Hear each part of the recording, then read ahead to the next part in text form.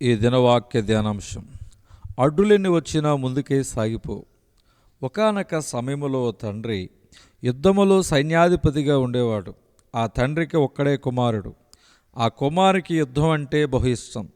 కావున తన తండ్రితో, డాడీ, నేను కూడా సైన్యంలో చేరి మన దేశం కోసం పోరాడతాను, దయచేసి నన్ను కూడా తీసుకువెళ్ళండి అని అడుగుతూ ఉండేవాడు. అప్పుడు ఆ తండ్రి, బాబు, మాకున్నది నీ ఒక్కడవే కదరా, నీకేమన్నా అయితే మేము తట్టుకోలేము, నేను వెళ్ళి మన దేశం కోసం పోరాడుతాను, నువ్వు వద్దులేరా అని అనేవాడు. కానీ కుమారుడు ససేమిరా అనేసరికి తండ్రి అంగీకరించక తప్పలేదు. అప్పుడు ఆ కుమారుడు శిక్షణలో పాలు పంచుకుని యుద్ధ సైనికుడిగా తనను తాను అప్పగించుకున్నాడు. ఈ దేశం మీదకు మరొక దేశం యుద్ధానికి రాగా ఆ తండ్రి కుమారునితో సహా ఈ దేశ సైనికులు అనేక మంది యుద్ధంలో పాల్గొన్నారు.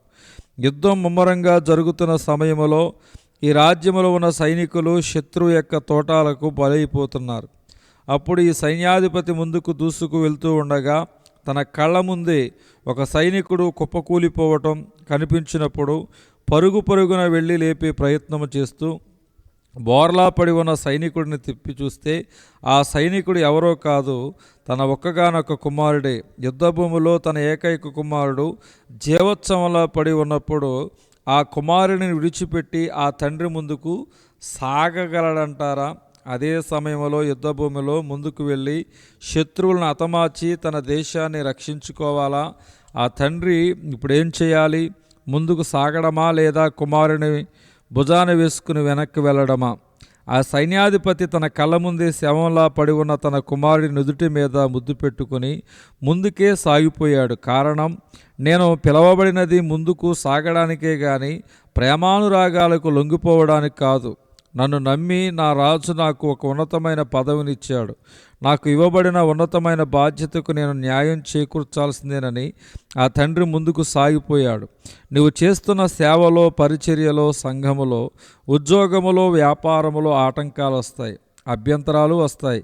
హృదయాన్ని ద్రవింపచేసి నలిపివేసే శోధనలు, వేదనలు, పరీక్షలు వస్తాయి.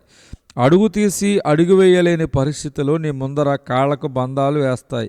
వీటన్నిటి మధ్య మనము ముందుకు సాగాలంటే యేసు వైపే చూడాలి. యేసు తన ఎదుట ఉంచబడిన ఆనందము కొరకై అవమానమును నిర్లక్ష్యపెట్టి సిలువను సహించి దేవుని సింహాసనం యొక్క కుడిపార్శ్వమున ఆసీనుడై ఉన్నాడు. క్రీస్తు తత్వం కూడా ఇదే ముందుకు సాగిపోయే తత్వం. ఎన్నో నిందలు, అపార్థాలు ఎదురైనప్పటికీ అన్యాయపు తీర్పు పొందిన శిష్యులు తనను విడిచి వెళ్ళిన ఆయన మాత్రం నన్ను పంపిన వాని చిత్తము చేయుటయు ఆయన పని తుదముట్టించుటయు నాకు ఆహారమునై ఉన్నదని యోహాను సువార్త 4:34. క్రీస్తు ముందుకు సాగిపోయాను. ప్రియ సహోదరి, సహోదరుడా, నీ ఆత్మీయ యాత్ర ఏ విధంగా ఉంది? మానసిక శారీరక శోధనలో, వేదనలో చిక్కి ఆగిపోయిందా లేదా వెనక్కి జారుతుందా? ఒకసారి పరిశీలించుకోమని మనవి చేస్తున్నా.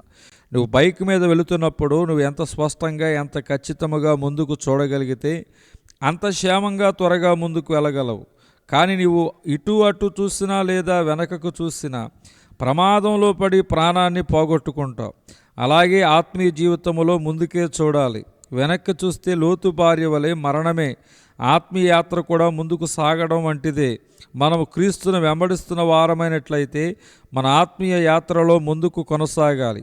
మనము పిలువబడినది విశ్వాసమునకు కర్తయు దాన్ని కొనసాగించువాడనైన యేసు వైపు చూచుచు ముందుకు కొనసాగడానికి. హెబ్రీ పత్రిక 12:2 తప్ప శోధనలను, అపనిందలకు, శ్రమలకు తలొగ్గి నీ ఆత్మీయ యాత్రలో ఆగిపోవడానికి వీలు లేదు. ముందుకు సాగడానికి మనము పిలువబడ్డాం. నాగడ మీద చేయి వేసి వెనక తట్టు చూచువాడు నాకు పాత్రుడు కాదు అని యేసయ్య సెలవిచ్చాడు. గమనిస్తే ఆగిపోవడమే కాదు, వెనక్కి తిరిగి చూడడం కూడా ఆయనకి ఇష్టం లేదు.